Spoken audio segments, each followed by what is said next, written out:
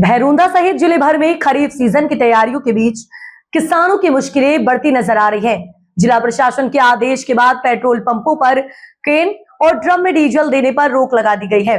व्यवस्था को नियंत्रित करने के लिए लिया गया ये फैसला अब किसानों के लिए परेशानी का कारण बनता दिखाई दे रहा है। खेतों की जुताई और बुवाई के समय किसान डीजल के लिए दर दर भटकने को मजबूर हैं।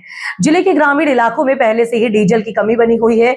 ऐसे में क्रेन और ड्रम में डीजल नहीं मिलने से किसानों को 15 से 20 किलोमीटर दूर पेट्रोल पंपों तक वाहन लेकर पहुंचना पड़ रहा है। किसानों का कहना है कि पंपों पर भी सीमित मात्रा में ही डीजल दिया जा रहा है, जिससे खेती के काम प्रभावित हो रहे हैं।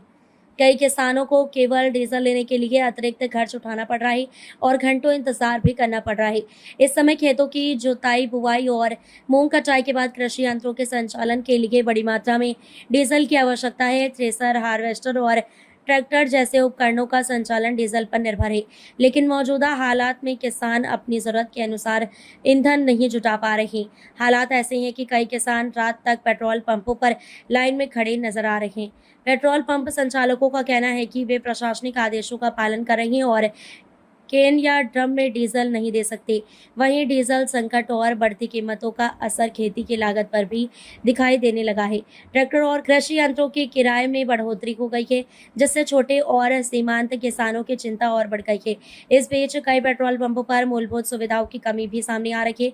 भीषण गर्मी के बावजूद कई जगह पेयजल, हवा और शौचालय जैसी सुविधाएं उपलब्ध नहीं है।